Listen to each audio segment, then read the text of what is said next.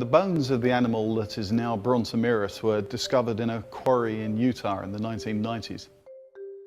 The bones were recovered and taken back to the Oklahoma Museum of Natural History. And they sat there for the next 5 or 10 years before I first saw them. But a colleague of mine, Matt Wadle, had an interest in them for a while, never got around to working on them.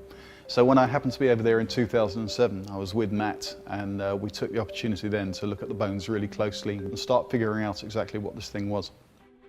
This picture shows us which of the bones we have of the animal, and also gives you an idea of how big it would have been in life. Here we have the hip bone, here the shoulder blade. Those are the two most significant bits we have. And then these various fragments of ribs and the occasional vertebra. This is a photograph of the hip bone, which is the most informative of the bones of the new animal. Down here at the bottom, this is the socket where the femur attaches, so this is where the leg joins the body.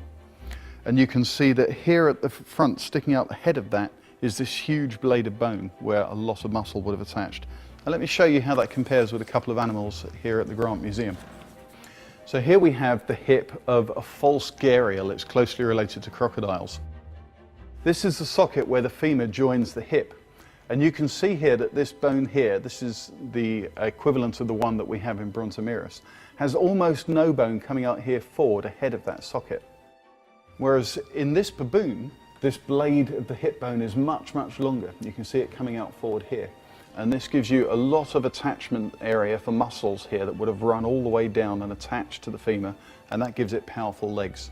And that's how Brontosaurus would have been as well, would have had very powerful legs, muscular thighs, and that's why we gave it the name. Brontosaurus means thunder thighs.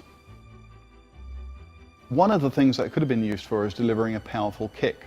What's most likely is that that kicking behaviour would have initially involved as a way for males to compete for the attention of females, dominance displays. There's every reason to think that that kick would have been used as well for defence against predators. We actually found the remains of at least 2 individuals of Brontosaurus of very different sizes. So we like to think that there could have been a mother and a child.